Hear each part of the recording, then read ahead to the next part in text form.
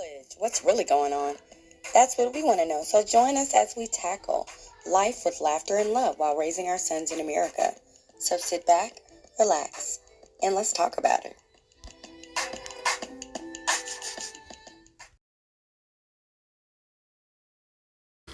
Hey guys, hey Village, welcome back to another Let's Talk Live.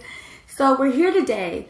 I just have a grievance to express, and it's about a couple of those, dinners that gets boxed to you, like your Dinnerly and your Blue Apron and your Hello Fresh and all of those things. Those are amazing, and they make the commercials look so easy. Like, I thought I was going to be chefing it up. I felt like as soon as I got this box, I was going to be a chef. So I tried one of these boxes, and so I wasn't a chef. So the first dish that I tried out, it was like a roasted cauliflower and something, and it was okay, but see, I didn't know I was supposed to follow directions like to the T. So I kind of, tried to improvise, and I shouldn't have done that. So first of all, we're not going to talk about the 2 hours that it took me, 2.5 hours that it took me to cook the thing. So it gave me 3 dishes. Y'all, the third dish is still in the refrigerator, the ingredients and all. I have to have a whole day planned. They didn't tell me that to be a gourmet chef from these boxes that I would have to really have gourmet chefing skills. And I'm not like a gourmet chefing kind of girl. I'm like a hamburger helper, maybe sometimes Thanksgiving dinner, soul food type of girl.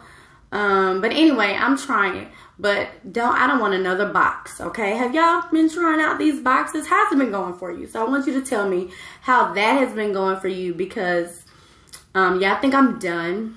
But anyway, of course, our first segment is being safe. This is a safe place. So this was a safe place for me to be able to share with you guys. And I feel like you should be able to share with us too, because we are a village. So, of course, our second segment is, you guys know by now, is sanitary. How are we keeping ourselves clutter-free, our minds, our spirits? How are we keeping ourselves sanitary, clutter-free? Guys, look, with the onset of school and, certain districts taking forever to vote on whether or not they want it to be virtual or hybrid or in person or whatever, everybody's just almost kind of like going crazy, and we really should not be going crazy. Are we keeping ourselves, our minds sanitary? Are we being content no matter what state that we're in? Are we being content? Content doesn't necessarily mean being complacent. Content just means the state that I'm in, I accept it, but I also accept that it's not my will and it's not my work that needs to be done. Sometimes you just need to sit still and let God be God and just do it, work it out for you.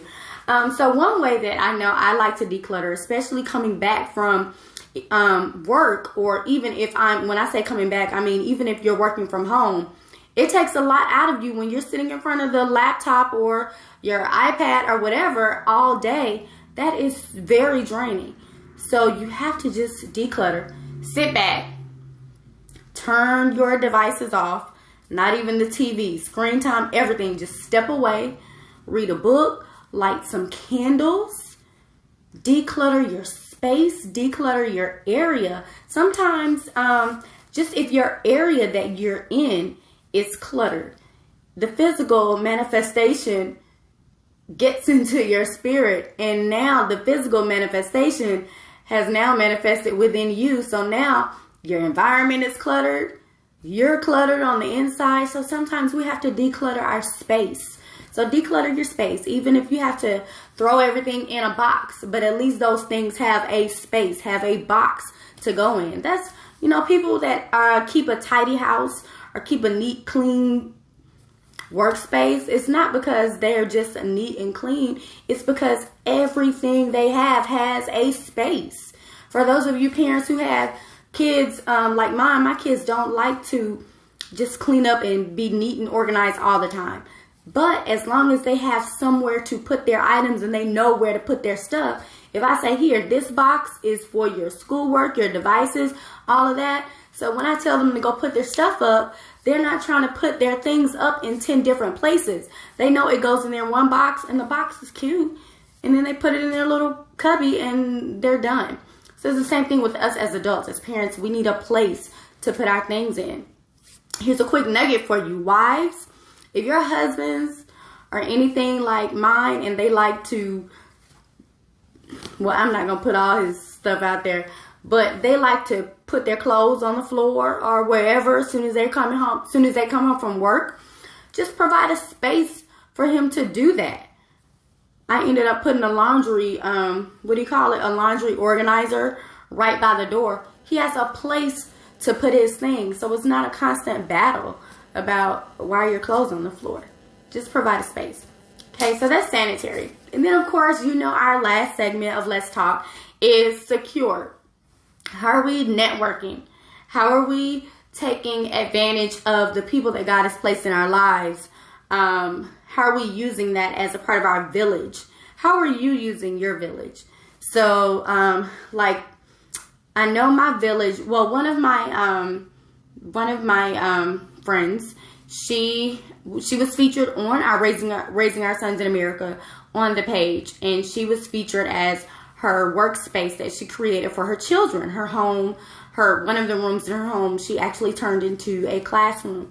It is an amazing learning environment.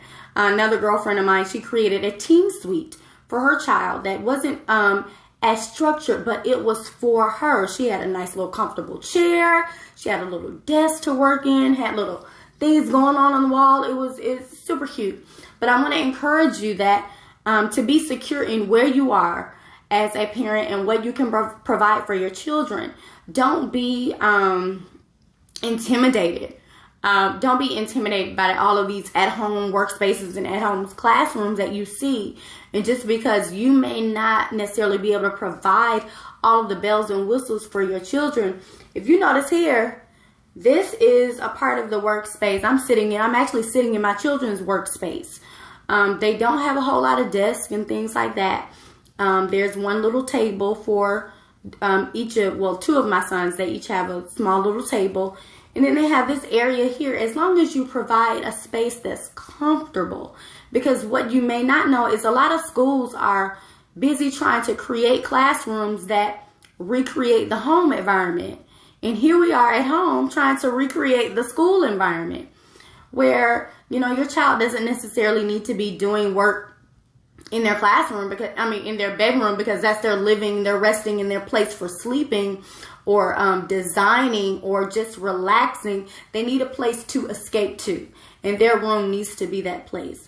So even if you create some type of learning corner, somewhere for them to go to have school, so that when they get out of school, they can clearly define those lines of when they are in school and when they're out of school. But anyway, those are just a couple nuggets that we have for you today. So remember, in all things, be content in where you are and let God do the rest. All right? Raising Our Sons in America. Let's Talk Live. See you soon. Bye, guys.